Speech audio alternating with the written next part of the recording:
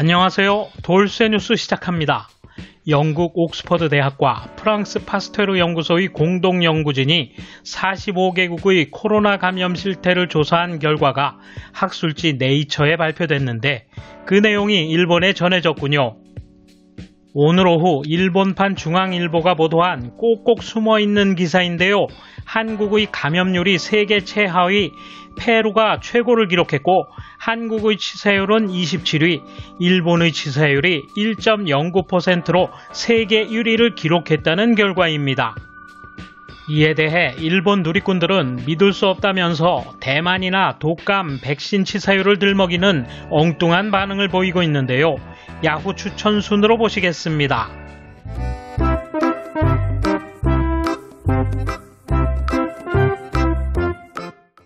이에 대한 일본 네티즌 반응 보실까요?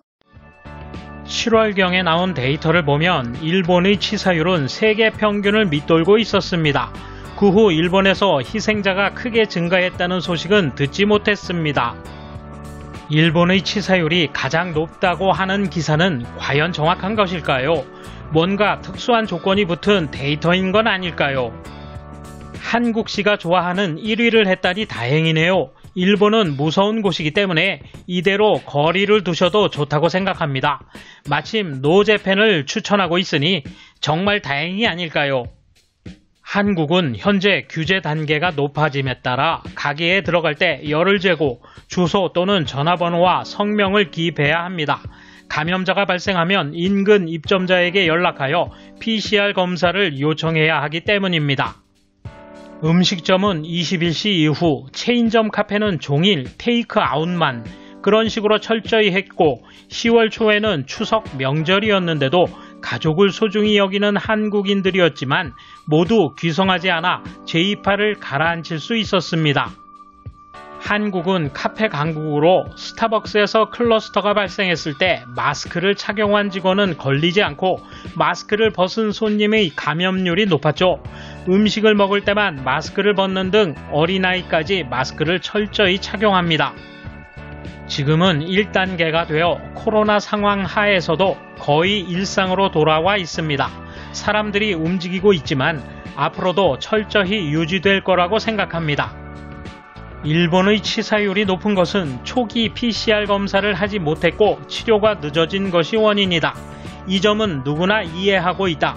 지금은 상황이 달라졌기 때문에 제1파, 제2파로 치사율을 계산해야 한다. 한국은 치사율이 낮다고 해도 독감 예방접종에서 치사율이 높기 때문에 희생자 숫자를 믿을 수 있을까요? 지금 감염이 적은 것은 인정하지만 중간 과정에 불과하다. 효과가 높은 백신이나 치료약이 나올 때까지 급증하는 일은 많이 있다. 독감 백신 치사율은 높다고 할 수 있다. 최후의 치사율을 말하고 싶었던 것일까?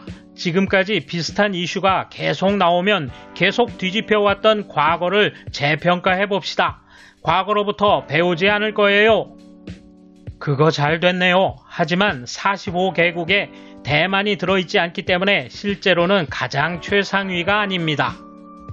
기사만 보면 한국은 대단해 이렇게 나와. 하지만 나는 그렇게 파악되지 않는다. 왜 그럴까? 일본의 치사율이 1위로 나왔기 때문일까? 영국, 프랑스 연구, 네이처 발표 출처에 의문은 없다. 그래도 납득이 안 가. 성격이 비뚤어졌나? 그 감염률은 반정권 집회에 대한 참가자이냐 비참가자이냐에 따라 크게 다르다던데 감염률이 낮다는 것은 면역이 안 돼서 백신이 만들어질 때까지 언제까지나 나라를 열 수 없다는 것을 의미하는 겁니까? 한국이 마음에 들지 않는 것은 자기들 마음이지만 여러가지 코멘트를 보면 비뚤어짐, 시기 등이 많이 보이는 것 같아서 같은 일본인으로서 부끄럽게 생각합니다. 좋은 점은 솔직하게 평가하면 되지 않을까 생각합니다.